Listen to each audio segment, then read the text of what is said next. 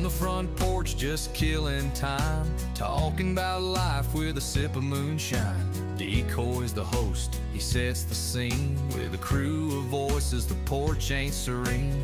Pull up a chair, let the story spin. From BB to Boogie, let the jokes begin. Timmy's laughing, Tater grins wide, and poor old Paulie, he's the butt of the ride. Nick's got tales that'll make you wanna stay. Ace plays it cool in that laid-back way. The breeze rolls in with a Tennessee tune as the stars peek out by the light of the moon. Hello, everybody, and welcome back to another episode of the Front Porch. It's been a while since we've been here, I'll tell you that. We've had a lot going on. To be honest with you, we've had so much going on that we've had a little bit of a mix-up now with my other co-hosting duties, specifically with the Aftermath. Our other host, Timmy, has had a lot going on, so he is going to bow out for a while, but he will be back every once in a while to do what he does best, and that's harass BB. So, it is what it is. I mean, don't get me wrong. We all love Timmy here. And we understand that, life can get the best of us. He's just moving into a new area, trying to get stuff built up and, and get his life back together again. But on the main topic, as you've probably seen, passing through the storm and catching a wave. Over the weekend, we've lost two very important people that's, big influences on my life. One is Gary England, and the other one is Brian Wilson of the Beach Boys. But with Gary, I wanted to get Paulie in here because Paulie is from the same place I'm from, Oklahoma, where Gary England's from, and to kind of reminisce and talk about, how Gary had an impact on his life and my life. Hopefully he'll pop in the comments or show up, but I do understand that it's Father's Day. So, he's probably wanting to stick around with the kiddos, probably with earplugs in on him. So go ahead and kick it off a little bit here.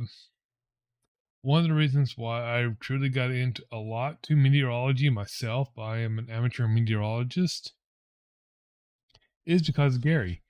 When a storm would pop up on the radar or whatever, you'd see the little, right down here in the corner, the weather warnings, and it would show, either the state for like a tornado watch or severe thunderstorm watch, or it would zoom in for a county. Well, at KWTV 9, Channel 9 in Oklahoma City is where Gary worked, and he developed that information that you see at the bottom of the screen. He was one of the forefront leaders in meteorology. Hey, Nick, how's it going? Hey, bud. I'm just kind of going. Yeah, it has been a while. I'm just kind of going over a little bit on the passing of Gary England, the chief meteorologist for over 40 years at KWTV 9 in Oklahoma City. Okay. No idea who that is. Yeah, some people do, some people don't. Have you seen the movie Twister? Parts of it. Is that the one where they're hanging on by the sewer pipe in the middle of the tornado? Yes, at the very end of the movie, yes. I have seen it. So at the very beginning, when they showed the farmhouse and I'm running into the cellar, the guy on the TV, that's Gary England. That was actual footage of him doing one of the very first live tornado warnings on the air at KWTV 9. That was actual footage that they used for that. And he was also the meteorological expert for the film. So, if when Spielberg or the other guy that directed it had a question, they would go to Gary, and Gary would, help him out and, say, this is how it should be, or this is, what would have happened. He was there at Wakita when they destroyed the entire town to say this is the way it needs to look here. This is, so he was, a driving force in that actual movie. And I was just going over when you came in that the little warning symbols at the bottom of your TV that are there. His team at KWTV9 developed that type of warning that everybody across the nation on national television started using to warn their viewers of the problem. He called it First Alert, and it helped save quite a few different lives back in the day when warnings were hard to get before the internet, especially because, most people tuned into their local television stations. And Oklahoma City, they had Channel 4, Channel 9, and let's see, I think it's just, there's ABC, CBS, and NBC. So it was Channel 4, Channel 9, and Channel 5. And so everybody would always tune into one of those. But, Gary England was more or less who everybody trusted the most. And I do remember myself with Gary meeting him because he used to have a traveling show that went around the state in the 80s called Those Terrible Twisters. And you can actually find video clips of it on YouTube for those, where he would actually go to the different schools in different towns and put on this free show for the communities that would educate about, severe weather, tornadoes, and everything. And that's what really sparked me to get into being a amateur meteorologist. And, it led the way for a lot of the storm chasers that we have out there today, like Reed Timmer, Brian Kopic, all these guys. They looked up to Gary because, he was the man. And going back and looking at some of his older footage and to what he did before he retired, it was like night and day. It's like, I can't believe we used to watch this on TV, and get our weather this way compared to how they do it now. Because I know a lot of the people in the South rely on James Spann. I don't know if you know who that is or not either, but he's like, the present day type Gary England. Very energetic, very active. When storms roll up and hit, like I think he's in Alabama. He'll drop it and he'll say, I don't care if you're missing out on Wheel of Fortune. This is more important than watching somebody buy a vow. It's like, wow. It's like, here's somebody that really truly cares about his audience. And that's the way Gary was. Gary would literally hijack the entire news just to do severe weather. I've seen him, take up the entire news block because there was either a tornado on the ground or a tornado warning, or some other big event like monster hail going on. And I think that more of the meteorologists need to be that way. Now we got the internet, and of course everybody has always heard of Ryan Hall, which, I mean, don't get me wrong, I watch a lot of Ryan Hall streams and everything else because I still have families and friends, especially like Polly out in Oklahoma, that, it's like, hey, I know Polly's got his phone with them all the time, but he's not always watching Ryan Hall or the TV or whatever. And so, I'll shoot him, hey, you're in a moderate or an enhanced risk, keep an eye to the sky or whatever, and I do the same for BB too. Because, I know that, he'll rather sit in a lawn chair and have a beer in his hand and go watch the tornado roll through, knowing him.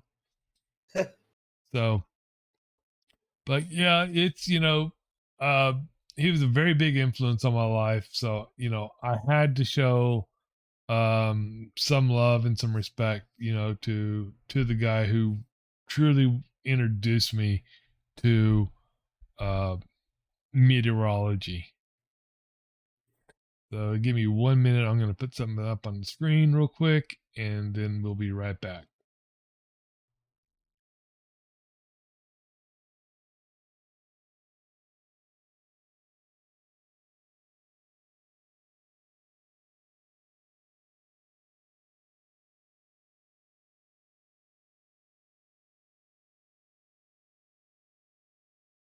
Okay. So you also probably heard that the Beach Boys, right? Yeah, yeah. Well, Brian Wilson, who's the founder and the main singer of the Beach Boys, he also passed away and everything else. And I've always loved surf rock growing up. The Beach Boys, Motown, Dwayne Eddy, Chet Atkins. That's what I grew up listening to constantly. So, got to show a little respect also to, the Beach Boys. I don't know a lot. I do know that like Dennis was Brian's brother, and he got mixed up at one time with the Manson family. And it's like, it's like crazy for out there, but that's the 60s and the 70s for you. But yeah, their music, some of it was like strange. I wouldn't say it was psychedelic, but some of it could be considered that. I know they were mainly surfer rock, but there were some elements of other music that could really tie into it also. But I just had to show some love out there also for him too, because of being an influence on me. So what you got going on? I quit my job. Uh-oh. Yeah, so I was at work. So yesterday started as a normal work day. We had this new kid start working about a week ago, and he's got some mental disabilities and some physical disabilities. Um,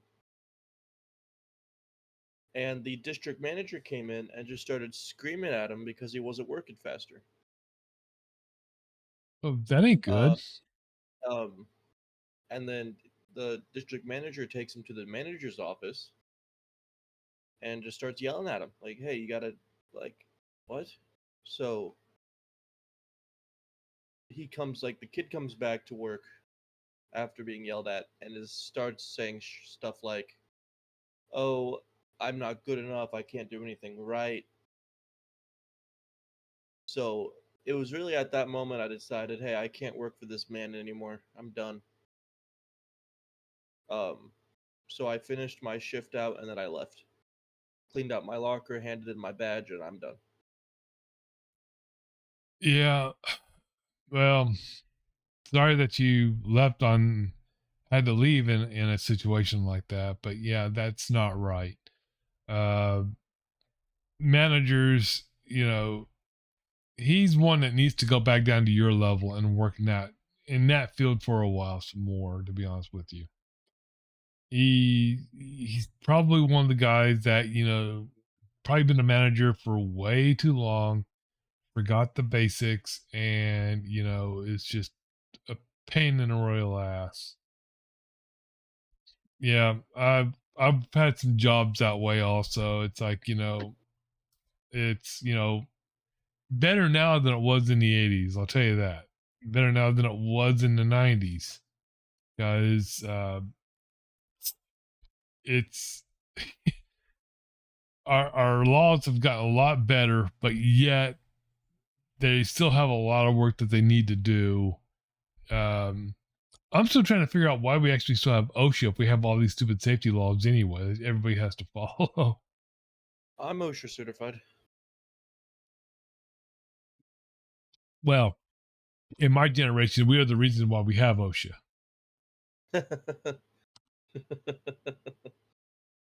But yeah, it's Hey, there's Tater.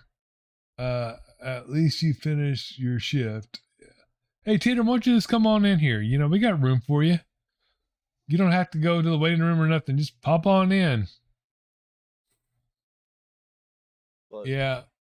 it left a bad taste in my mouth. And if your motto is gonna be, hey, we help people with disabilities find jobs and stuff like that, then you go and do that to somebody with disabilities, then who the hell am I working for anymore? Yeah, exactly. I mean, because I don't want to say who you were working for unless you want to say it. I mean, that's up to you. Well, it's a global company, so it's not like there's thousands of them. But I used to work at a Goodwill. Yeah. And, you know, and like you said, that's their goal is to help uh, um, people in, you know, especially, you know, with challenging situations and whatever. So that manager should definitely know better than to do that to an employee. So that manager definitely needs to go back to, you know, management 101 and also go look at the core values of their company. What's going on? What's up?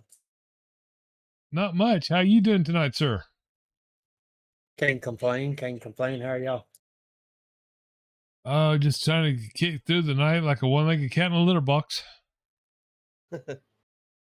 Ain't that the truth? Happy Father's Day, by the way, to anybody that may be a Shit. father.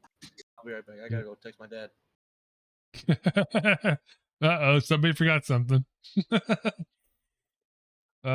Yeah, so you know, everybody knows that yesterday was the 250th birthday of the United States Army. Yep. Did you on YouTube by chance get to watch any of the national parade on the in Washington D.C.? I watched a little bit of it. I didn't watch all of it, but I did watch some of it. Yeah, I thought it was very good representation of the Army through the 250 years because they started with the Revolutionary, then they moved into the Civil War, then they moved into, you know, World War One, then World War Two, Korea, and everything. And I love the fact that they actually had everything down to the exact replicas of the actual uniforms for those wars. Yep, they had it all like down to a T for everything. It was quite impressive. Yes, it was. And I watch a guy, a YouTuber on YouTube, called Penguin Six. He's a freelance news reporter, and so you know he goes all over the place. And he was showing off the static displays that the Army had out there. They had some of their helicopters on static display. They had some howitzers and everything. They had some equipment from all throughout the actual decades and everything. And some of those helicopters that they got are like very, very small. It's like, you know, Yep. those little recon helicopters. It's like Magnum PI, but a midget version of them. Is like, Oh, wow. speaking of Magnum PI, Did you Have you- see did you see the flyover with the Hueys and the Cowas during the parade? I think it was when they got to Vietnam. Yeah, I think it was Vietnam where they had about 4 or 5 Hueys and a couple Cowas that did a flyover while they were doing the parade. Actually, no, I didn't see that. That was done on the video I watched. I'll have to go out and I'll have to look and see on some of them. But where I live, you know, I'm underneath the direct flight path of Andrews Air Force Base, and I get a little bit of Pax River, and also a little bit of Quantico. So over the last month, I've seen tons of Blackhawks. I've seen Chinooks, Ospreys, I've seen, fighter jets, you name it. It's just been, a fiasco in the air over the house. And, I was trying to figure out why. Why is all this going on? Because, there's there was not a lot of, talk about the prep of what they were going to have, on there. And I mean, it's just, now knowing why, it's like, oh, it's making sense now. Because, I was thinking, are we gearing up for something big? It's like, because, they won't tell you if something big's about to crack somewhere in the world. We know that because, we don't want to put the cat out of the bag until the missiles start flying. Yeah, And they don't want to send everybody into a panic. right. So I'm sitting there trying to figure all this out. And then it's like, then Penguin 6 started breaking. It's like he's saying it's like a war zone in downtown DC. And I'm thinking, what the hell's going on there? And then he's, talking about the tanks coming in and everything else and getting everything all pushed together, and set up on the mall and everything. And now it's making sense. They're bringing the Blackhawks in because, they normally don't keep a lot of those around this area because they're not needed around here. They've got, their onesies and twosies at the different air bases, and that's probably about it. And because our closest army base here is well, it was Fort AP Hill. It's now called Fort Walker. But it's not a true type military or army base like you would think as an army base. It's only staffed when they go out and they do wilderness training and stuff like that. So it's, one of those types. So they don't really keep like a lot of the helicopters and stuff like that and around that area. They keep those at all other bases in the general NCR area and stuff. But it's interesting that, all this was, coming over and seeing it all, and it's like, wow, mind blowing. Yeah, the army the army said that parade would run them between 25 and 45 million dollars. And the reason they put that $20 million gap in there is because they told, I guess, the city of Washington, D.C., that any damage done to the roadways from, the heavy equipment like the tanks and stuff that were rolling down main strip, Mm-hmm. they told the city of Washington that the army was going to pay to repair and fix any damages that were caused by that heavy equipment. So the army said it was anywhere between 25 and 45 million dollars, depending on what damages were done to the city streets because of the tanks and the heavy equipment. Yeah, and I mean that's good that they understand that the asphalt is very malleable, especially under that weight, and so they took all that into consideration because they could have said, nope, it's on you. It's like, here's another pothole for you. I mean, you get an 80 an M1 Abrams 80 tons. You get an 80-ton tank rolling down Main Street. It's going to cause damage to the asphalt. Oh yeah. Yeah, and I bet the mayor of DC had no problems with that because I know from experience a lot of those roads need to be repaved anyway. Oh yeah. And what got me is, I don't know if you noticed it, but if you watch through the parade, every time there was a company of soldiers march through, watch Trump. He stood up and saluted every time there was Mm-hmm. a group of soldiers march by. He'd stand up and salute. As soon as you heard him say eyes right, the camera would pan and you'd see him. He'd be standing there saluting. Yep. And just think that he did this for the Army's 250th birthday. What's he going to do next year for July the 4th? You mean this year? He said he's got something cooking, but he hasn't said what he's got cooking.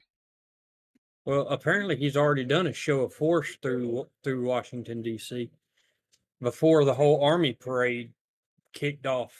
I think Mhm. it was sometime this week. He did a show of force where they had the trucks with the missiles and everything else driving down through the streets, doing kind of like a parade type deal. Yeah, I think that was kind of like a pre-show to the main one and everything. But yeah, it's like, you know, yeah, we it's. I don't think we've ever done that in Washington D.C. with a sitting president. I think that's the first time we've ever had a true military parade. Yeah, I don't ever remember one being done anywhere as far as something like that. So I mean, the last really good ticker tape parade I remember is, when Neil Armstrong, Bud Aldrin, and who's the other guy came back. I mean, I don't really think that they really do ticker tape parades and stuff like that anymore. I mean, people just kind of sit there and watch it on their phone. Nick. But I don't know what you're talking about. I don't have a phone. It's my vape. I don't know what you're talking about. oh, okay. But yeah, I mean, I think that they need to do more down that lines. I mean, yeah, I get it. It can kind of look like, we're trying to turn it into, like, North Korea where they do one once a month, but it's like we don't need to do it once a month. I mean, it's, have fun, and get the public, aware of, where we are, because I mean, we just did that just for the army. Imagine what we would do if we did it with the Air Force involved, the Marine Corps. And, Navy would be a little hard unless we can flood the street. the Air Force would be more of like a air show done at either Andrews Air Force Base or the airport. That would be, more of an air show there. But even like with the Navy and the Marines, try that would be nuts. Oh, yeah. Yeah, well, Andrews does have an air show every year. But the problem is it's really hard to get into the air show because you can't park at the installation, so you have to park like at FedEx Field. Then they run shuttle buses, so and it's really hard. You have to get pre-approved, ID checked, and everything else. It's almost where it's just mainly have been for, if you're military or a contractor and you've already been cleared, it's easier for you to attend those. But yeah, Andrews does do that once a year, and they normally bring in the Blue Angels and the Thunderbirds. They actually bring both of them in, for which I thought was kind of strange, but I guess, aviation's aviation, right? Well, I mean, the Blue Angels and Thunderbirds have actually flown together before.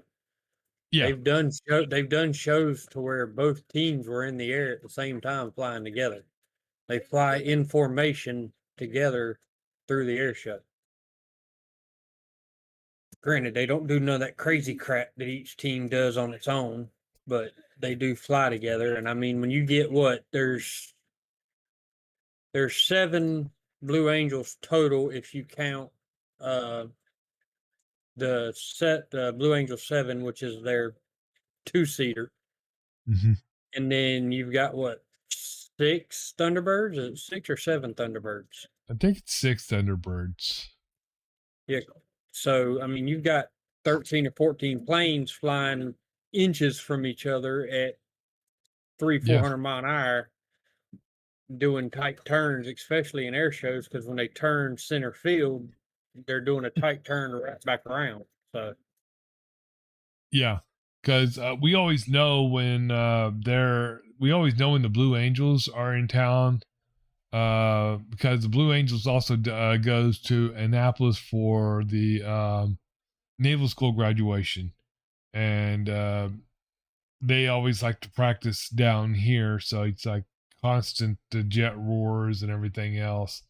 I mean, we don't see them, but we can hear them, and it's like makes me mad because I want to be out there filming them as they're doing their practice runs and everything else. Imagine being in Florida where they're actually stationed. Oh, I know. What are they? Pensacola?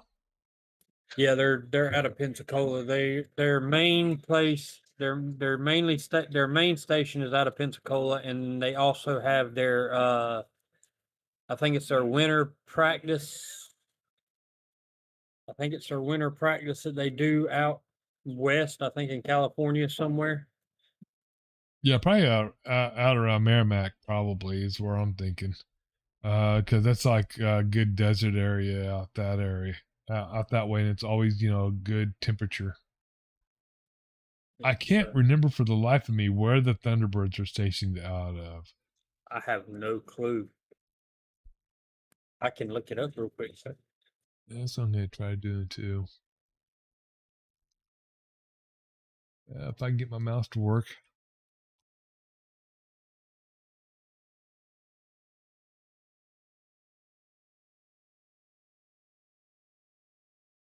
Nels Air Force Base in Nevada is where they're stationed out of. Okay. And they're part of the 57th Wing.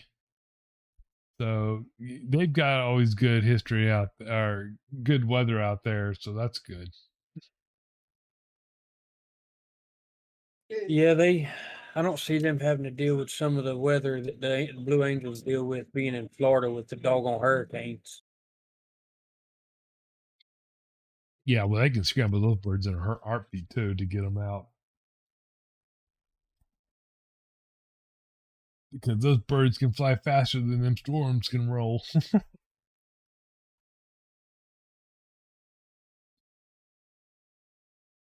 Let's see. What else you got on your plate?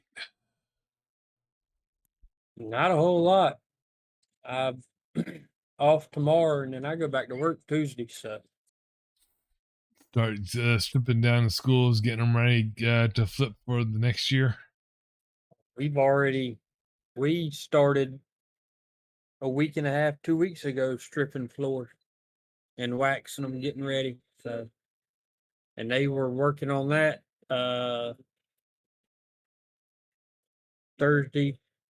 I only worked like 3 hours Thursday, and then I was off Friday, and they were working on that those 2 days too. So when I go back Tuesday, there's no telling how far they'll be. Yeah, so is the school that you're at is it just mainly like the tile floors, or is there a lot of carpet or anything like that, or? The only carpet really is like in the office area where the principal and the AP and the RSO, SRO, and all them are at. Oh, okay. Other than that, there's really not a whole lot of like the library's carpeted, but other than that, it's the tile floors. Okay, yeah, so that's just more or less strip and re-wax on those. Because I know that some of the schools that have a lot of carpet, those take longer to clean and everything else, and because it's that commercial grade carpet, and it's always it traps the dirt, but it don't want to give it up. Yeah, yeah. Most of the schools around here are mainly all tile, except for a couple areas. I don't think we have any schools left that have a lot of carpet in them around here. Yeah, it's like some of ours is about 50-50. So they have some carpet in some of the rooms, but some of the rooms they don't. It just depends on when the school was kind of built, and and I get it. It's some of it's for sound dampening, because we got one that they just kept adding and adding and adding, and there's some rooms that don't even have a window, and it's all concrete cylinder and cinder block, and it looks like you're walking right into a federal institution. I mean, it's bad. It's like, how would anybody want to learn in this environment? Yeah, it's some of the schools around here. I think the school I work at is now considered one of the oldest in the county. It's old enough that the pipes and everything are not in the ceiling, they're exposed. So when you walk into school, you can see all the pipes and wires and everything running down the ceiling. Yep. Sometimes that's the best because that way you know where the leaks are. This is true. I mean, look, fortunately, we don't really have a lot of that problem. Um, our main problem is kids want to tear stuff up. Yeah, unfortunately. So did anybody have any good senior pranks this year, or do you work at a high school, or is it a junior high or grade school? No, nope. I work at a high school, and yes, they done their senior prank. They strung toilet paper and all that through the hallways. They shot off confetti cannons in the hallways. They hung one of those 6 foot plastic tables. Mm-hmm. They hung one of those from the ceiling, from the pipes in the ceiling. They put the those big round orange and black traffic cones that they use like on the highways. Oh yeah. Yep, they put 3 or 4 of those down the hallway. They put regular traffic cones on top of the lockers. They opened every single locker door. So yeah, they done a pretty good job. Yeah, it's good to see the kids are still being kids. And then the dummies that did it put a tarp up in the main office with all their names on it. So we told them all that they were going to go to jail for vandalism. I bet I bet they were having a good time over that one. Well, they didn't take it seriously, and all the seniors that day uh, camped out in the parking lot. They cooked breakfast and everything in the parking lot. They had water gun fights in the parking lot. So it was an interesting day for sure. Yeah. Like I said, kids are kids are kids, and and with seniors you have to expect it.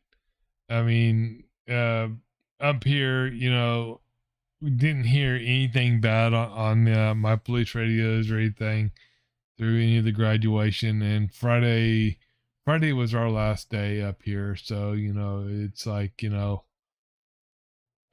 teachers are happy, I guess, that school's out, but the parents are crying because now they got to deal with them for 3 months of solid harassment, unless you're seniors and it's like a lifetime. Yeah, it's yeah, we've been out. The kids have been out for a week now. So Yeah, but yeah. every place is different. I mean, it's like up here, they have what they call the well, in Virginia they used to have a law called the King Dominion law, to where school couldn't start until after Labor Day. And it's because King's Dominion passed a law in Virginia that they wanted to have their workforce still and for the busiest day of the year, and so all schools had to start after uh the end of the unofficial end of summer. But I think that's been pulled back and repealed, so it's no longer a deal. But all the school systems still kind of follow it. So we go into like the first full week of June for our schools, and it's like, because when I was a kid, it was like 2 weeks before the end of before Memorial Days when we got out of school. We didn't go back to school until like it wasn't until like almost August 30th. I mean, we were in school for like 2 days, out for Labor Day, and then away we go again. That's basically how it is here. I think my wife could tell you better than I could. I think when do we go back to school, babe? August.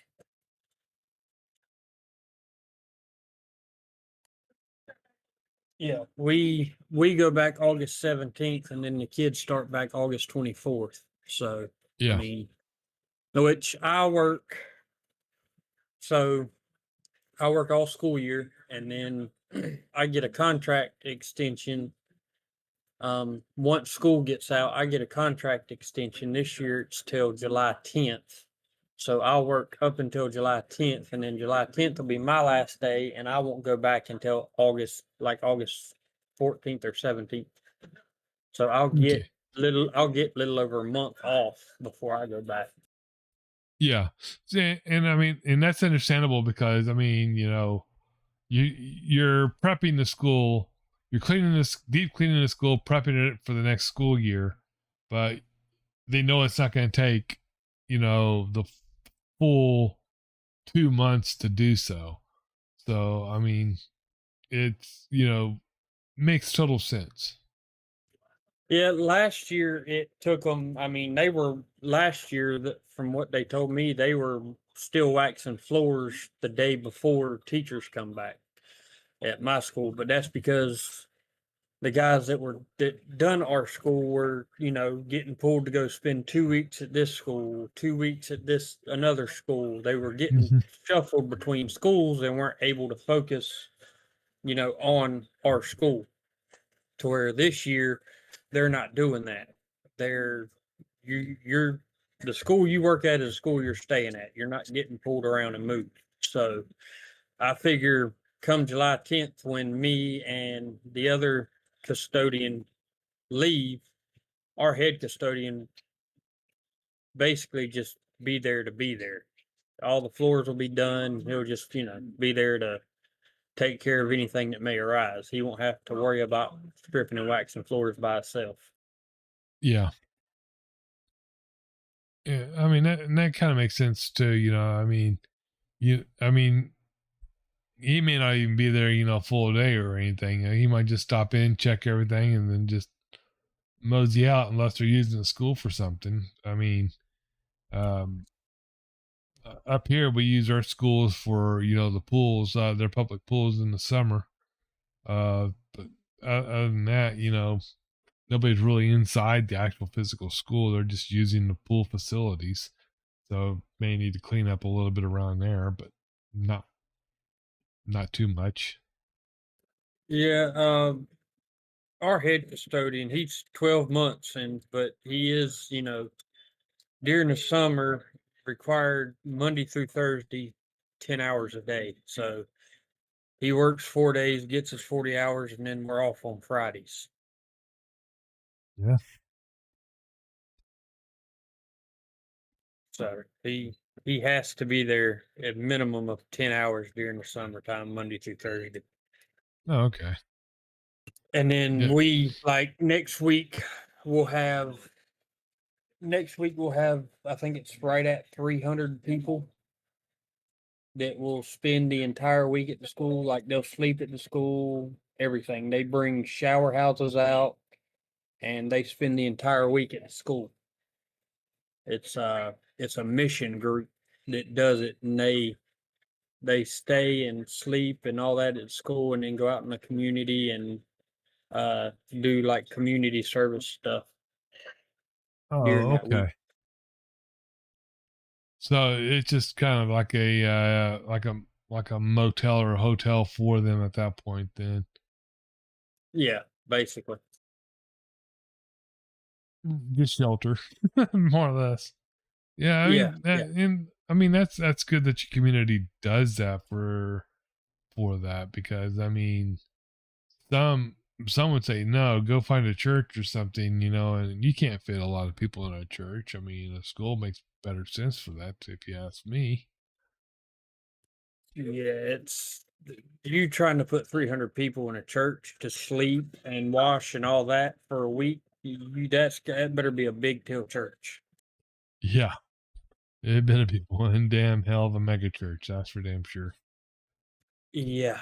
Now, what really sucks is like our head custodian during hurricanes, he has to stay at the school. Like him and the principal sleep at the school and they stay there because they use our school as a shelter.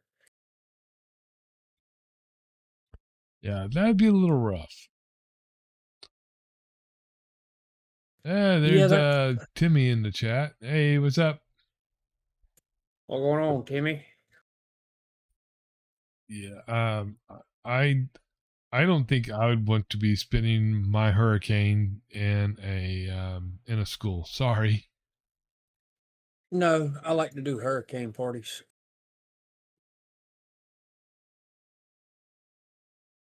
Yeah, that'd make it a little rough being able to have alcohol and vapes and tobacco at a school, right? For real. Unless you're a senior, then you could probably get away with it. Maybe.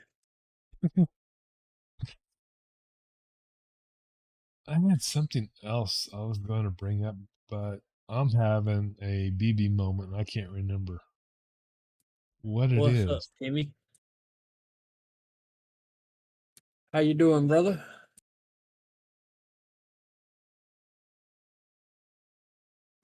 Was it a grown-up's birthday party or a kid's birthday party? Yeah, I was about to ask the same thing. If it's a kid, yeah, you would be completely tuckered.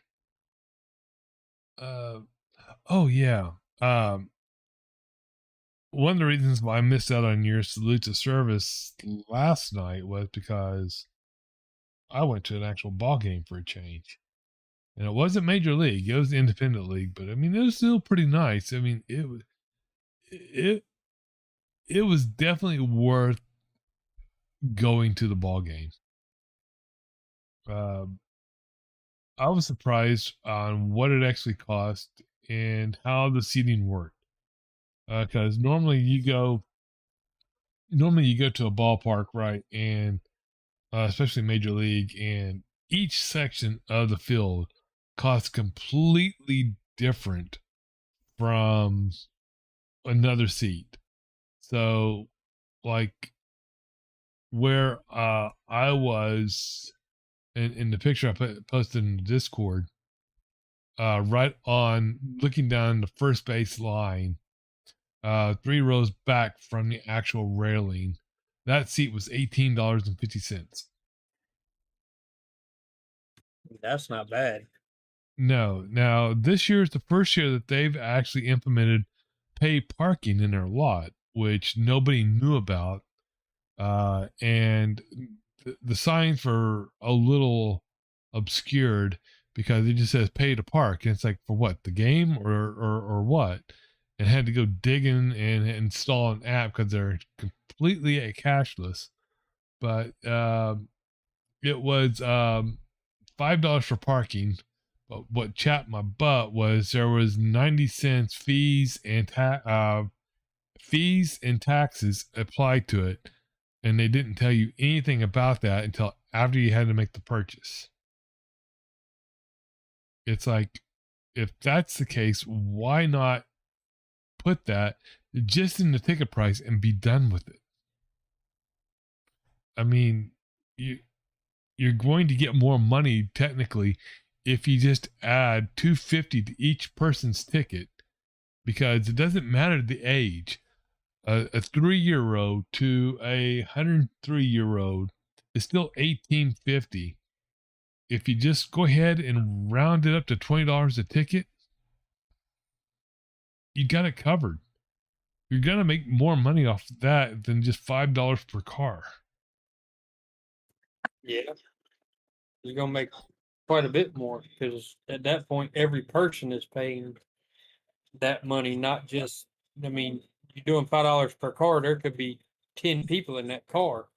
So and you're Yeah, only making $5 to where if you add it onto the ticket, well, okay, you add $2 to the ticket price and you got 10 people in the car, that's 20, you've made $20 right here instead of yeah. 5. So yeah, I mean that that makes a lot more sense, but how things are these days. If it makes sense, they don't do it. Exactly. So now you have, I mean, because I sat there and I parked, and it's like, number one, how do they know I parked? This is before I downloaded the app and everything, and it took me like a good 10 minutes to download the app on crappy cellular service, because that area is the only place in town that doesn't really have good cell service. And Then I had to register myself, then register my vehicle. And it's like, but I got nothing except for only in the app that said I paid for parking. So how does Joe Blow Toad know that I paid for parking?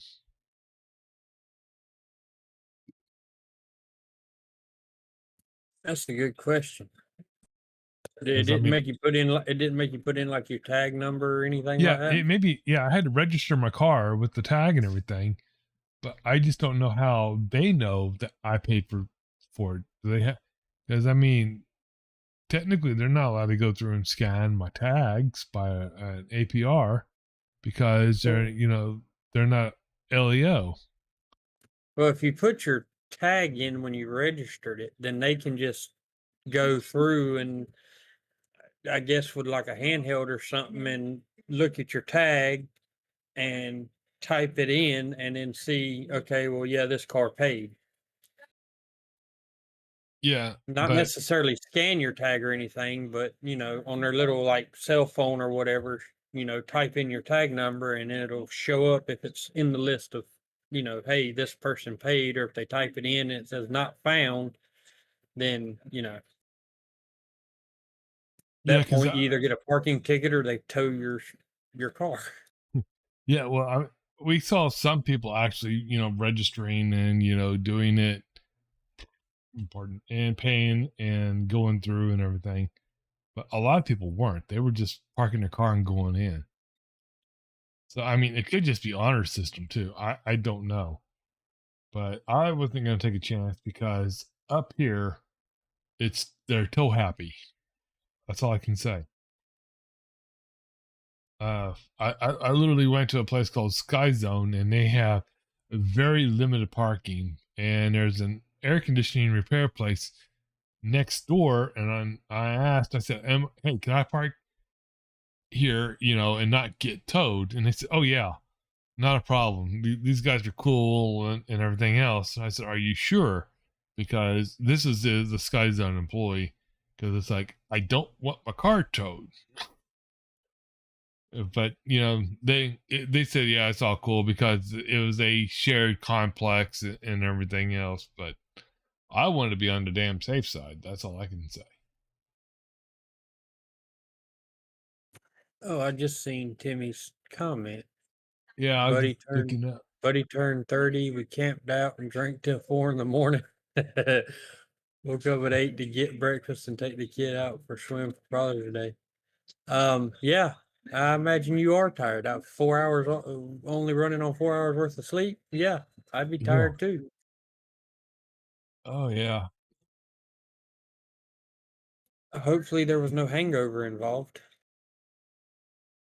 Well, I don't know. I think Timmy's always in a constant state of hangover. Prove me wrong, Timmy. Prove me wrong.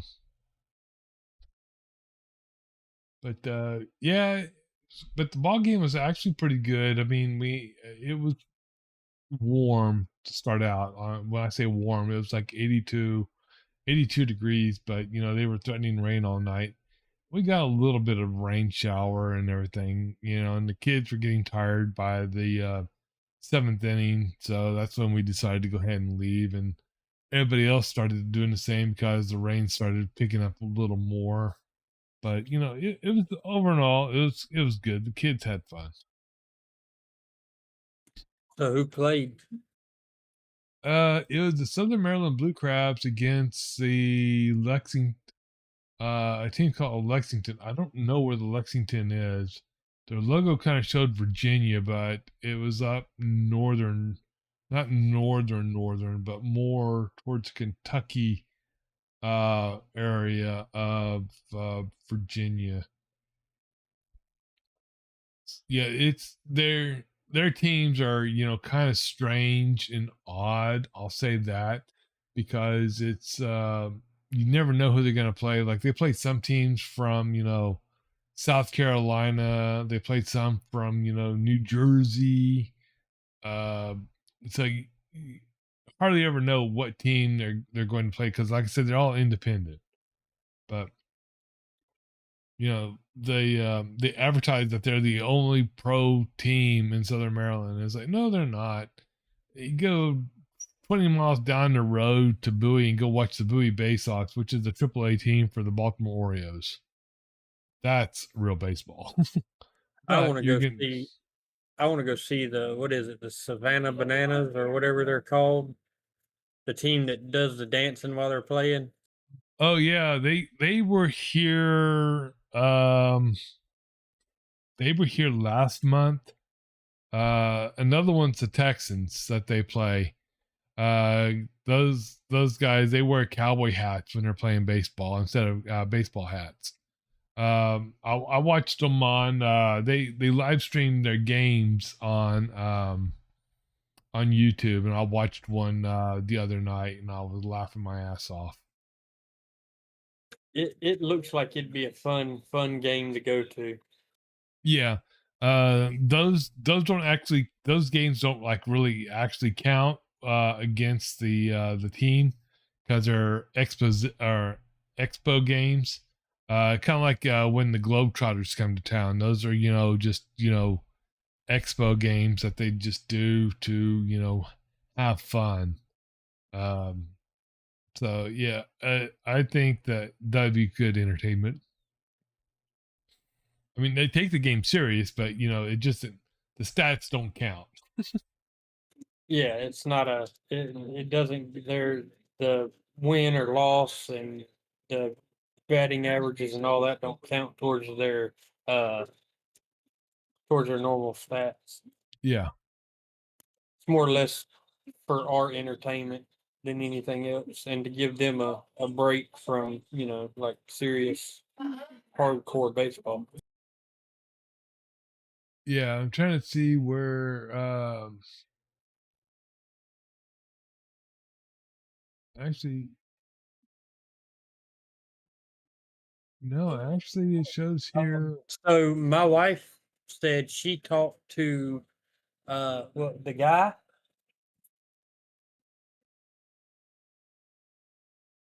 So my wife talked to the ticket recruiter for the Savannah Bananas, Uh-huh. and the win losses, if they win or lose, it counts. All their batting percentages and on base percentages and everything still count. It all still counts. It's just they played it a little differently. Oh, okay. They just add in the dancing to it, but everything still, I mean, everything still goes towards their record. Okay. Yeah, I'm kind of looking at their deal on their website and everything, and it's like I think that they haven't made it here yet. Actually, if I look at this correctly. I thought that they played here, but it may have been another Savannah team. 'Cause, like I said, there's a lot of them. June 27th and 28th is when they're going to be here, but they don't say where. It just says Washington D.C. So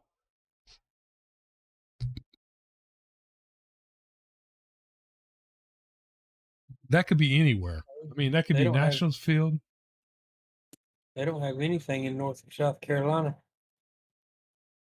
They must have already done it. Let's see if I can find there. Savannah, Georgia.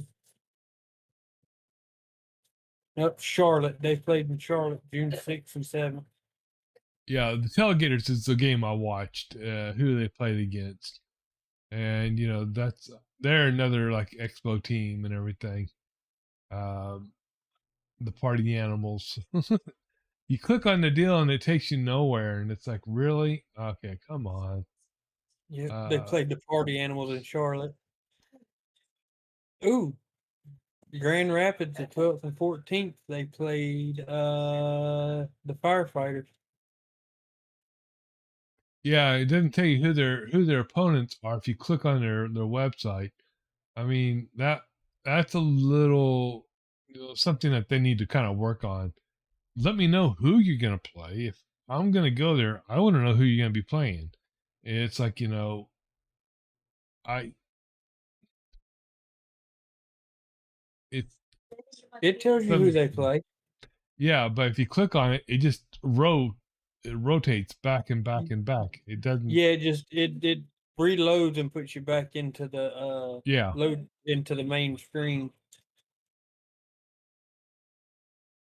So they started in 2015 to make baseball fun and bring back the historic Grayson Stadium in Savannah, Georgia. Okay. All Uh, games start at 7 p.m. local time, excluding Sunday games. Sunday games in Savannah and minor league stadiums begin at 1. Sunday games in MLB stadiums begin at 3:30. okay, so I imagine that they're going to be playing probably at National Stadium for their game up here. Then, okay.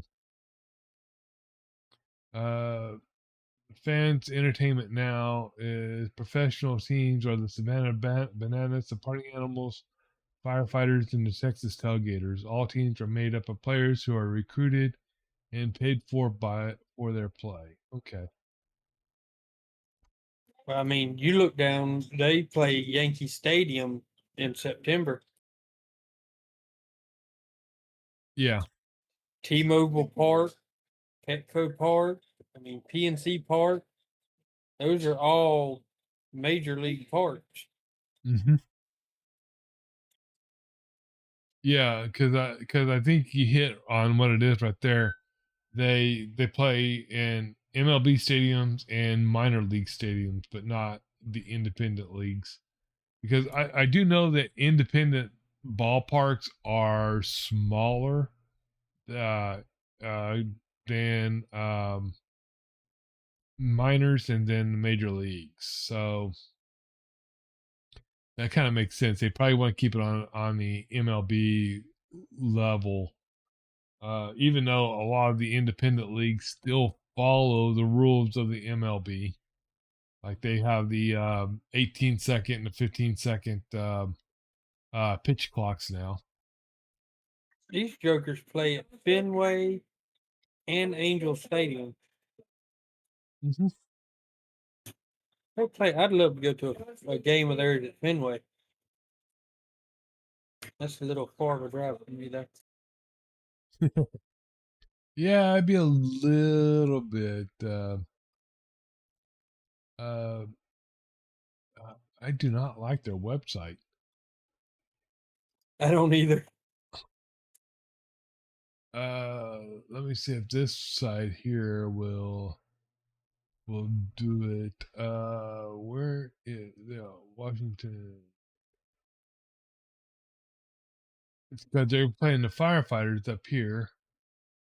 Dates, times, and locations. Yep, National Park. There it is. Okay. So they're playing the 27th and the 28th.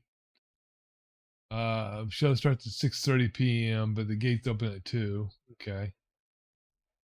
And so their pricing, it is majority of it is $60.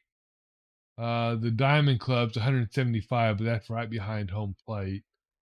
But where I was sitting in the other one would have been $60 to watch them play. And I mean, that's not too bad. Then there's some that's 40 up in the upper sections, and then the nosebleeds are $40 also. And the club level is 75, which I mean, club level's not bad. I mean, 75 $15 more to get on club level. That's not bad, really. I No, mean, not at all. I wouldn't want to pay the Diamond Club to get right behind home plate. I mean, that's just to me something that's not really I can see doing.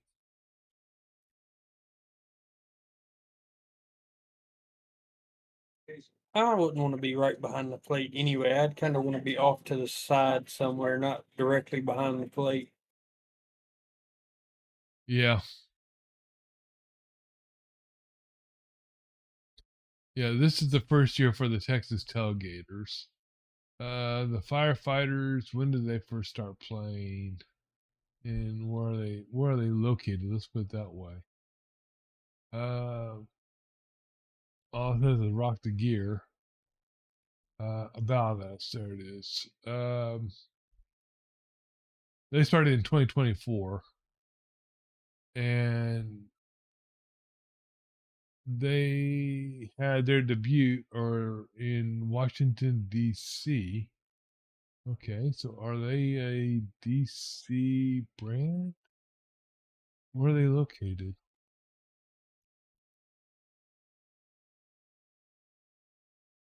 There it says it out of Savannah, Georgia, but it's like I said, like I said, it's all owned by one company. It's kind of like the Globetrotters and their teams. I get that. Um, so I guess they're out of the same place. Who's the other ones? The Party Animals. Yeah, because they all have the same. Yep. July The, 21st of 2020 is when the Party Animals debuted. yeah,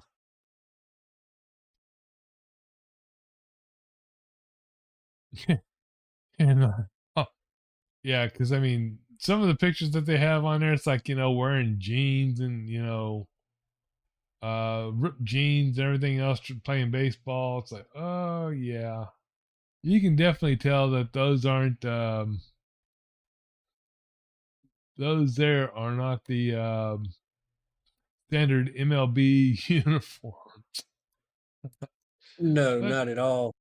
I mean, like I said, they're there for the fun. Let's see what is this.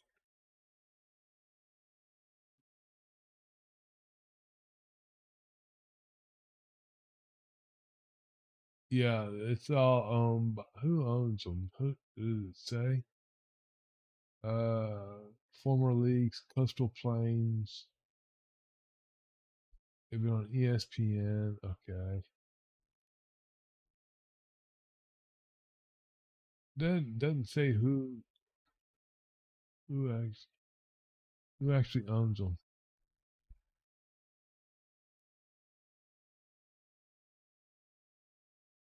But they've only really been playing since about 2021 though, as what they've been doing.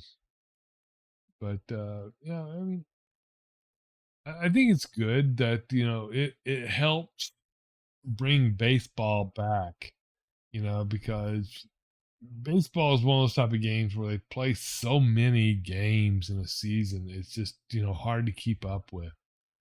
I mean, I would love to see the NFL try to keep up with MLB baseball. It would be impossible for them to. I don't think the NFL, the players could play that many games. I don't think they could keep up with that many games. Yeah, because I mean, well, yeah, I mean You'd they'd have, have one too many concussions. yeah, you'd have so many injuries, you wouldn't have a team left. You'd have your practice team out there playing. Yeah, okay, but I mean, how would it be different though if you stop and think about it? A lot of the MLB games, when they do makeup games, it's like they have one game off the field for 2 hours and then back on playing another round. I mean, that's back to back games. The only person that really gets a break is the pitcher because, pitcher from game A is not going to pitch for game B, so they're going to have somebody new in for that one. Yeah. But all the other players, they're going to be out there hustling, bustling. Yeah, and maybe the catcher may get a break. I mean, just Yeah. because they're gonna switch him out just to keep him from overheating and all that gear. Oh yeah. Yeah, I forgot about the catcher. They do normally have more than one catcher. But yeah, because the other ones they have to put somebody on the DL and pull somebody up into my. It'd be too much of a hassle to reswap a lot of the team to do a double hitter. And then on top of it, they got to get cleared through the umpires and everything else. It's like it's watching the game yesterday from where I was sitting. It's like the all the pitchers have uh are on a sheet for the umpires, and they when they said they're going to do a pitching change, which they did two in one inning for the Lexington team last night.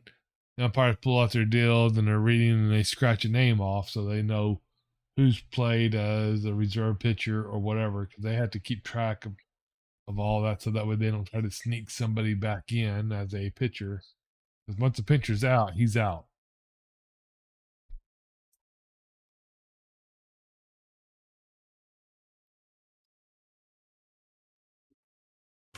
Yeah, baseball's a different animal. Yeah. There's I personally don't really watch baseball. It's not my and it's got to the point now to where I don't really watch any professional sports, period. I mean, other than I watch Formula One when, they're actually racing somewhere that's not happening at 2 or 3 in the morning here. I watch Formula One, but I mean, I don't even really watch NASCAR anymore. It's gotten too political, too scripted. It's ridiculous, and it's Yep. like most of, especially you look at like professional football and stuff like that. It's like once they get to that level, it's like they're just there. They're not. It's almost like they don't think they have anything to play for anymore. To where Yeah. if you watch college ball, them boys are playing hard because their goal is to go pro and get to the major leagues or to the NFL. But once they get there, it's like, okay, well, I've made it, so I'm here. Let's play this game and get it over with. Yeah. If I want to go watch football, I'm one of the types that I go watch high school football because those kids aren't playing for the money. 90% of them aren't playing to go into a college. They're playing because they love to play the game. They've been playing probably since the Pee Wee leagues. Yep. And if you're gonna play the game, play it for the love of the game. Don't play it for the money. I mean, if you ask me, yeah, like any professional athlete should not be a role model for any kid whatsoever. Period. Too many have gone astray and led kids down the wrong path. Um, I mean, there's been Tiger Woods been so many different role models for so many kids to get into golf, and yet he had all the problems a couple of years ago, and screwed up a lot of things by having wrecks and everything else, and then now he's hard to play golf and all this. So it's like, where'd that role model get you? Same thing I for a lot of the NFL people. I can name on one hand the professional sports players that I would consider role models for my kids. I could literally name them on one hand. And that stretches not only, football and baseball and soccer and all that, but that also goes into racing and all that too. I can name them on one hand. I bet Richard Petty's one of them. No, actually, I hadn't even thought about Petty. Earnhardt's on that list. Daddy or Junior? Daddy. Daddy. Yep. And I mean, and Junior too. Yeah. Junior's a good guy. Junior's up there. He's the okay, so that brings up, the Earnhardts in general. Now, The media and television have painted Dale Senior as such a bad guy because they gave him the name the Intimidator and everything, but they were so down to earth. They were there for the community. Well, I say he and Junior, the wife, no, but June or Senior's dad is like, he's buried where you can go visit him and everything. Earnhardt's put on a 50 lot and everything else that's behind, sealed gates and everything in a little mausoleum in the middle of a field out in the middle of, North Carolina. The only way you can see his grave is by satellite view. That was his wife's doing. Exactly. And, that's why, Junior really wanted to have nothing to do with the Earnhardt, legacy anything at that point. Because, she's trying to push everything out and everything else. And it's like, in a way, it's like, well, good for you. It's like, you respect your dad. Your dad, you know, was one hell of a driver. He got you into it. Yeah, what you're to expect. Treat your treat your fans like you treat your family, and that's kind of what it was. But the news, and the stupid commentators kind of painted it out to where it's like Earnhardt was, like this, rough and tough, brute and everything else, because that's all they ever showed of him. But that's not the way he really was in real life. It's like, he was one of the guys that was, there for the fans, do fan meets, everything else. And, that's what drives, the sport. Now here it's like, do they still do that in NASCAR? I mean, I know that they can. Some of the drivers do, not all of them. I mean, Earnhardt outside the car, in the pits or out with fans, was a different person than when he climbed in that car and got on the track. When he Right. climbed in that car and got on the track, it was, all right, I have a job to do, and if you get in my way, well, then I'm sorry for what's fixing to happen to you. And that's where he got the name the Intimidator, because he wasn't scared to come up behind you and bump you and get you out of the way. Right. You were either going to move or he was going to move you. That was the only two options. I mean, there's there's pictures out there of Earnhardt pushing a pace car around the track. Something Yep. that if a driver done it now, they'd be fined and gone in a heartbeat. Oh yeah. But that's just, I mean, NASCAR knew that's who he was. And there was no reason to try to fight it, because he was going to do it anyway, whether you told him not to or not. And Well, you talk to any of the drivers that were around when he was racing, and a lot of them, I'd go to say 99% of them will tell you that he's part of the reason that they're at where they were at, and they were able to do the things they done, is because he was one of the guys in the pits and in the garage that if they had a question or if they needed advice on something, they could go ask him and he'd say, hey, okay, well, here's how I would do it. yep. And if I was a leader in NASCAR, I would not want to, kick my gift horse in the mouth either. It's like, do what you want to do, get people to tune in, get us that money rolling in here. And that's what he did,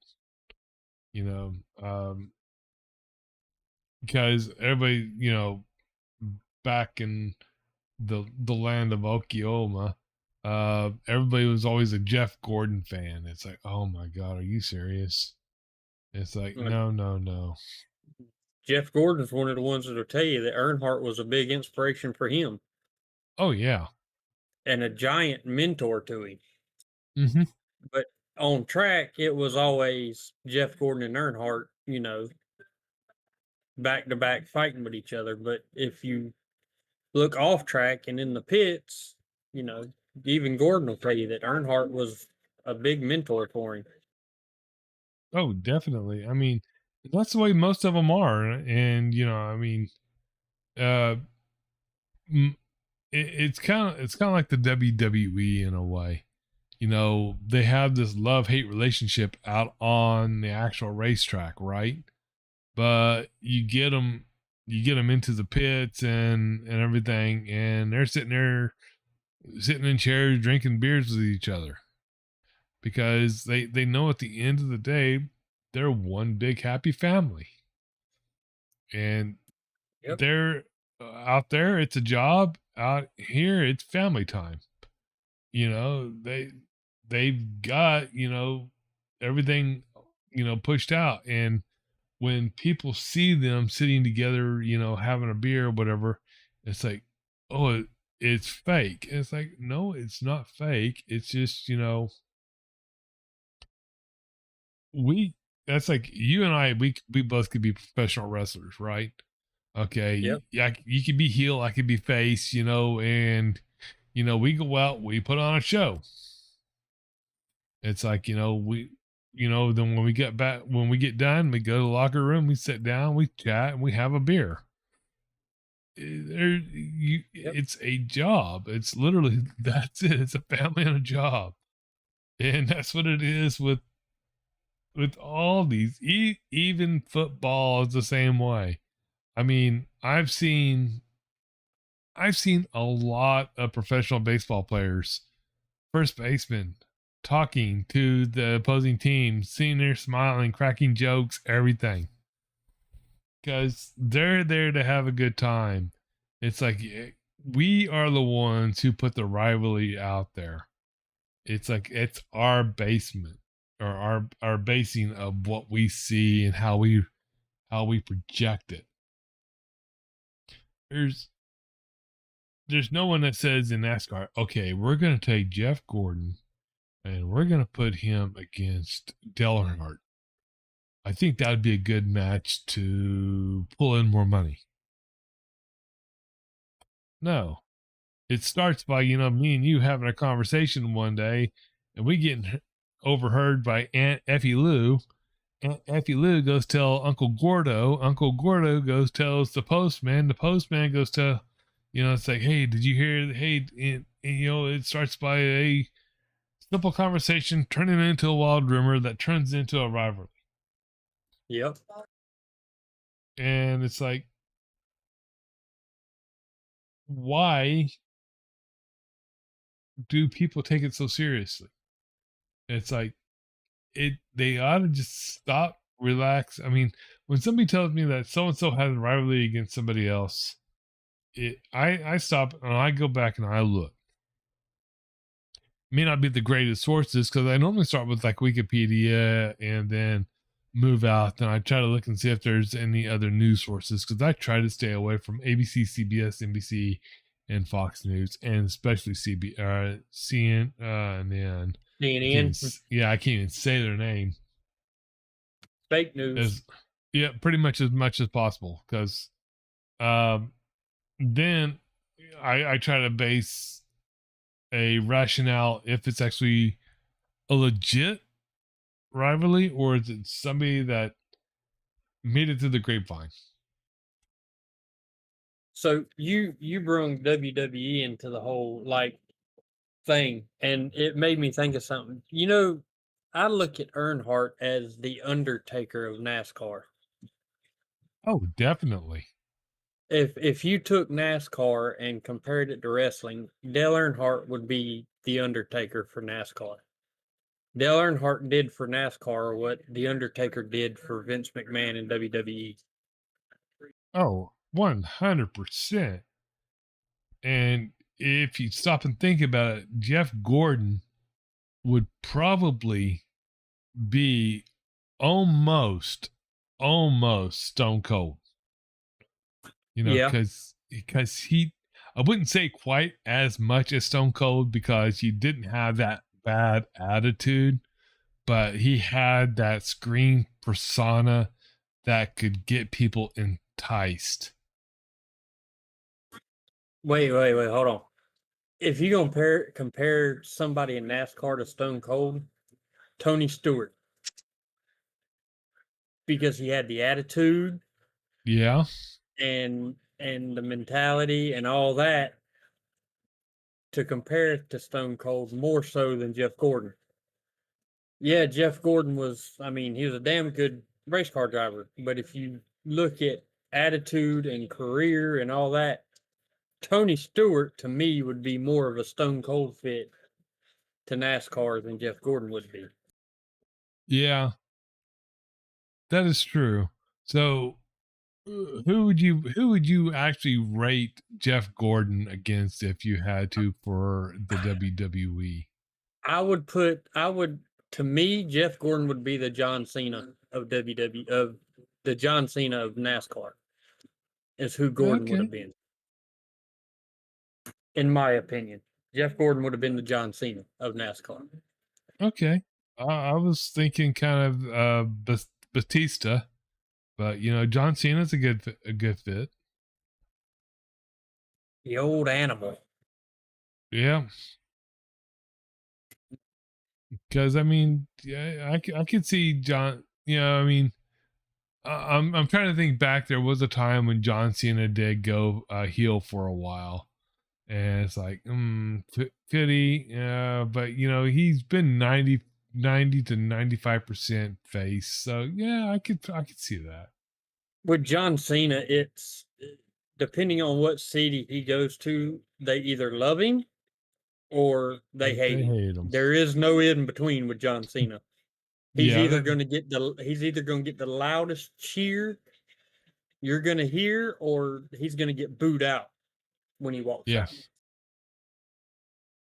And, I mean, that's almost with almost any of the wrestlers too. But yeah, with Cena, yeah. There are just some markets that they just cannot stand him, and I can see why in a way because of his dressing and attitudes and everything. He's trying to live up to like that, Street Fighter and all that, and yeah, that's definitely a show. It's like Drippy George, pull your pants up. But the WWE is all based off storyline. The whole thing is based off storyline. That's how it's operated for years. Oh yeah, And it's funny because you take somebody like the Undertaker, who was in it for 30 years, yep. which is unheard of for a wrestler Hmm. to be active on the roster, active for as long as he did it. And he's got his own podcast now to where he talks about it, and he talks to other wrestlers. He's had Yeah, Kane and Mark Henry and all of them boys on. Jake the Snake has been on there. and he The had Godfather. Hornswoggle on. Yeah, he Yeah, had Hornswoggle. Hornswoggle. Yeah, Yep. and But yeah, yeah, and I catch everyone. talks I about catch it. him every once in a while. Yeah.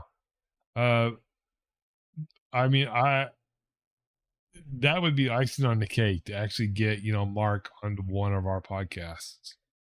Oh, hell Because yeah. I know you're real big into the old school WWE. I'm big into the old school WWE, and and that's another thing. The WWE made it look like that he was one of the meanest, baddest guys that couldn't really give a rat's two tails and everything else. But he is so down to earth. Oh yeah. 90% of the wrestlers are. It's like Mick Foley. He's done cameos in like Pawn Stars and everything else, and he is just so much down to earth. And it's like um Triple H is the same way. Triple H is still with the company, but he no longer wrestles. He's the vice president of stories or something, or creative talent is what they call it now. Or Yeah, I think he's part of talent relations. yeah. So it's but he married into the family. So he married Stephanie McMahon and everything. And they made it look like a KB on TV, but it actually happened in real life. And that was when Vince McMahon had the McMahon or Mr. McMahon persona and everything else, and trying to explain to people that's not the true Vince you're seeing.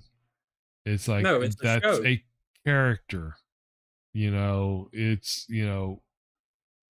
nobody in their right mind would be that big of a freaking heel in real life on television. And besides, if you've seen some of the behind the scenes of when he's been over in Iraq, performing for the troops and stuff like that, you would see the true side of Vince McMahon, uh, and the rest of the wrestlers, and how they're truly down to earth and they don't care about the KBs or nothing. They're there to support our men and women in the battlefields. And you I can't mean, say that for a lot of any of the professional sports athletes out there. even Mark will tell you when he got the phone call for the Undertaker, he said it on multiple occasions. He lived that character not only Mhm. during shows, but even outside of the WWE. He lived that character. He wore all black all the time. Yep. He lived the Undertaker character 24/7, 365 days a year. It wasn't up until right there towards the end of his career before he retired that he actually started, coming out and talking. And he says it, it's weird. It feels weird to him because he kept kayfabe for so long that, and the idea that you didn't talk about the business outside the business. Right. You didn't break kayfabe for anything.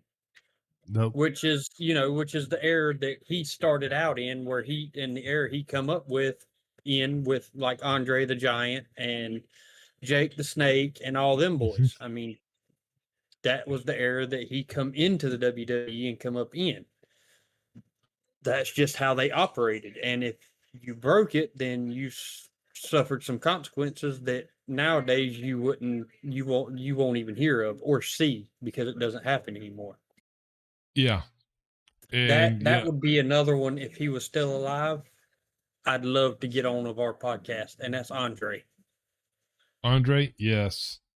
Uh, yeah, Andre would be one that would definitely like to go old school. Another one I would love to have if I could pull anybody up would be Bobby the Brain Heenan. Ooh, that is a good one. I didn't think of him. You know, watching the banter between Bobby the Brain Heenan and Gorilla Monsoon on Saturday mornings was the icing on my cake.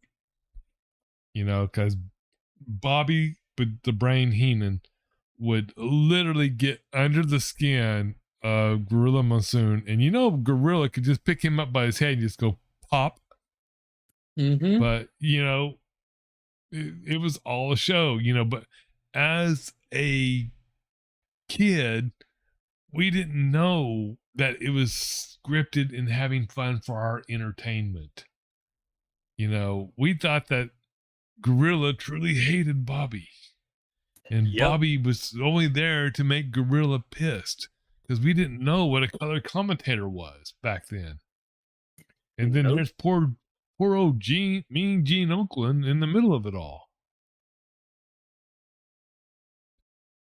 That's another one I'd love to have on the show if I could. Mean Gene, man. He's like Gorilla, of course. He went from being a professional wrestler to commentary, and then moving on. But even like Yokozuna or Rikishi. Those would be two yeah, good ones. I don't. Is Yoko even still alive? I don't know. Well, I know Rikishi is. Rikishi's made appearances before, but I'm not sure about Yoko. I don't know if I'm spelling it right. I don't even know how to spell it.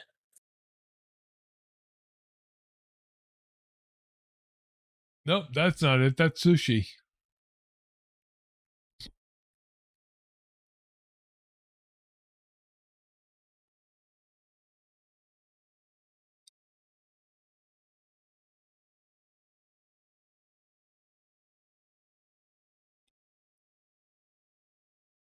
Western, no. October 23rd,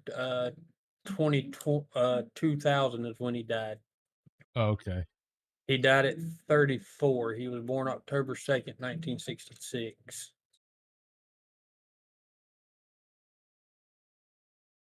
He Yeah, was inducted into the Hall of Fame in 2012. yeah. Because I mean, Big yeah, man. we. I mean, if you could, I mean, if you had the strings to pull and everything else, I mean, I think that that would be make for one interesting podcast to be able to, uh, pull them all in, living or dead. I mean, if you could have the dream podcast and just sit there and just swap stories from the '80s and the '90s before everything got crazy with ECW and WCW and all that. The golden year, the WWF. Yep, I said it. There it is, WWF, not WWE. I think that There are that's some people out there, Steve, I'm pretty sure don't realize that the WWE at one point was called the the WWF. right. And they got into a heated argument and a legal battle with the world WWF, which was So the the Turkey pound Federation, wasn't it the the turkey thing? no, it Or was was it? the pandas. Oh yeah, yeah. WWF is Endangered Species World Wildlife Fund is who they got in a battle with, and because they were saying that they were around longer than the other ones and everything, and it's like they were in Switzerland, but they started in like 1961. It's like, yeah, it's just stupidity. Um, you know, I think that both of them should have had to change it, to be honest with you, and just let it be at that. But nope, sorry. That's kind of like going back and looking at Apple, suing or Apple Corp Records suing Apple technology because they used an apple in their logo. It's like, really? Okay. And then they got their pennies in a bunch, and they said, well, we're not going to let you have our musical library on your digital platforms because of it. Well, that finally broke and everything came through, and now we have the Beatles on iTunes. Woohoo!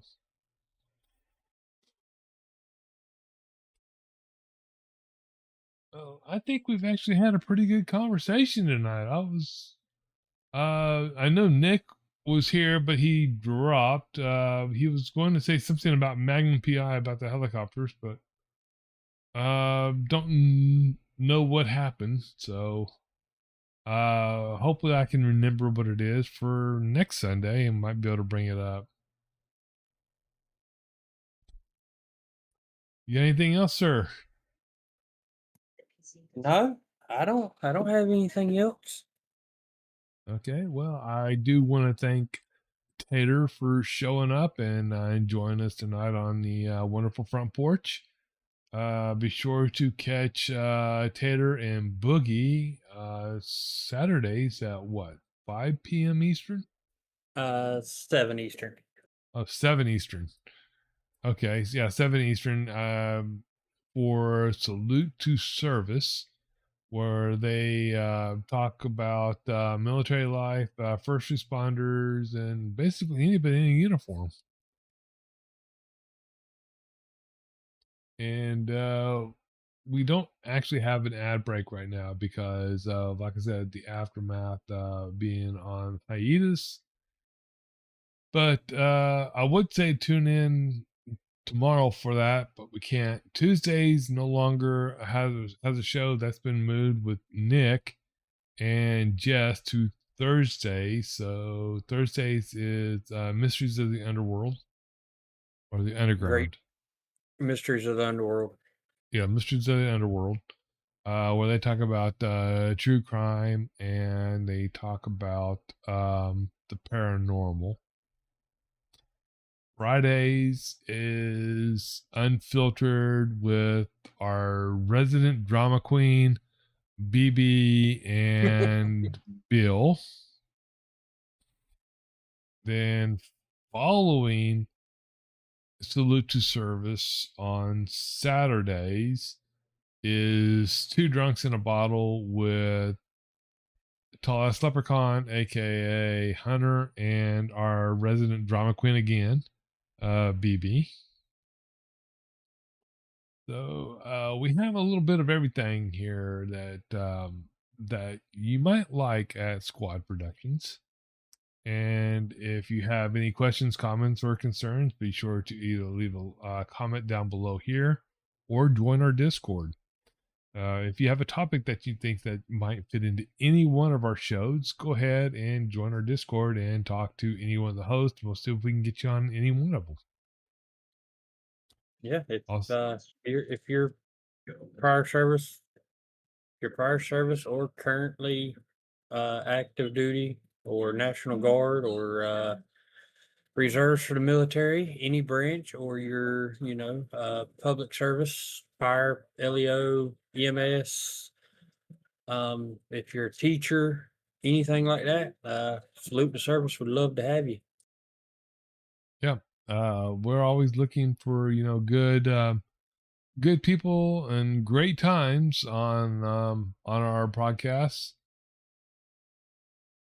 So, like I said, just come in and join the Discord and just let us know, and we can see what we can do. And if you really want to have an aneurysm, tune into a Squadcast where our resident drama queen asked the almighty question of would you rather. Oh my God, yes, I forgot all about that. You would have to bring that crap up. Oh my God. But I Only will because say it gives me an aneurysm, Steve, every time. but you do know that I actually did the impossible with BB on the crossover stream on the last one that we did for the aftermath, I believe it was, that we actually had, that we did the crossover between the Front Porch and that one. I told BB that he misread the screen, that it was not cross-dressing, so he got him to get a dress on. Oh yeah, I've seen that. So it's like, what, just to let people know, we are one big happy family here at Squad Productions, and it kind of pulls back to what we were literally just talking about in this podcast. So we do everything in good humor. So don't think that we get a little overheated or whatever. We're all good friends. We've known each other for many days, months, and years at some points. So with that, we're going to go ahead and bid you all a wonderful evening, and we hope to see you in the chats or in our Discord for any of our other previous or any of our future shows, or go back and watch some of our previous ones. With that, I am Decoy, and that is Hater. And we will catch you on the next one.